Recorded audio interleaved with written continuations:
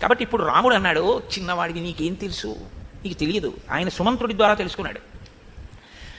నువ్వు ఏమంటున్నావు భరత, నీకు ఇష్టం లేదు, రాజ్యాన్ని రుద్దాడు, వరాలు అడిగింది మా అమ్మ, ధర్మపాశంతో బంధించింది అని కదా అంటున్నావు.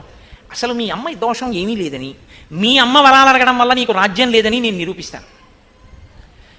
మన నాన్నగారు యవ్వనంలో ఉన్నప్పుడు మీ తాతగారి దగ్గరికి వెళ్ళాడు, కేకయ్యరాజు దగ్గరికి వెళ్ళి కైకమ్మని వివాహం చేసుకుంటానని అడిగాడు. నువ్వో కొన్ని వేల సంవత్సరాల వయసున్న వృద్ధుడివి, నా కూతురో అనేక కళలు నేర్చిన యవ్వనవతి.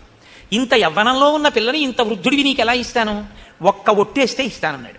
ఏమిటన్నాడు దశరథుడు, ఈ అమ్మాయికి పుట్టే కొడుక్కి రాజ్యం ఇస్తావా అన్నాడు. ఇస్తానన్నాడు. ఎందుకన్నాడు, కౌశల్యకి సుమిత్రకి ఎలాగో కొడుకులు లేరు కదా అని ఇస్తానన్నాడు.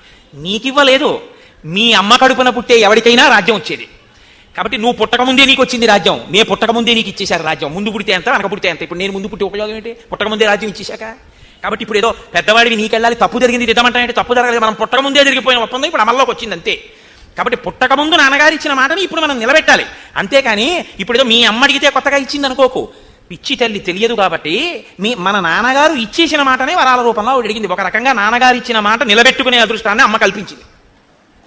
కాబట్టి ఇప్పుడు నాది కాదు, నాకు అడగడం ఏమిటంటే నీ కోసం మీ అమ్మ అడగలేదు, నువ్వు పుట్టకముందే మీ తాతగారికి నాన్నగారు మాట ఇచ్చేశారు. కాబట్టి నువ్వు కాదు, భరతుడి బదులు ఇంకొకటి పుట్టినా ఆ పేరుతో కాకపోతే, నువ్వు కాకపోతే ఇంకోటి పుట్టినా, వాడు ఎటువంటి వాడైనా, వాడు ఎంత నీరసం కలిగిన వాడైనా, ఎంత శక్తి విహీనుడైనా వాడికే పెడుతుంది రాజ్యం.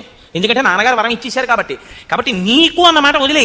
కైక కడుపున ఎవరు పుడతారో వాళ్ళది రాజ్యం.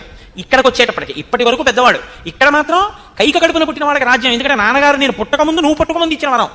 నేను కౌసల్య కడుపున ముందు పుట్టడం యాదృచ్ఛికం, కానీ పుట్టినప్పుడే నాకు లేదు రాజ్యం. పెద్దవాడిగా పుట్టినా నాకు రాజ్యం లేదు, ఎందుకంటే మాట ఇచ్చేసి ఉన్నాడు నాన్నగారు.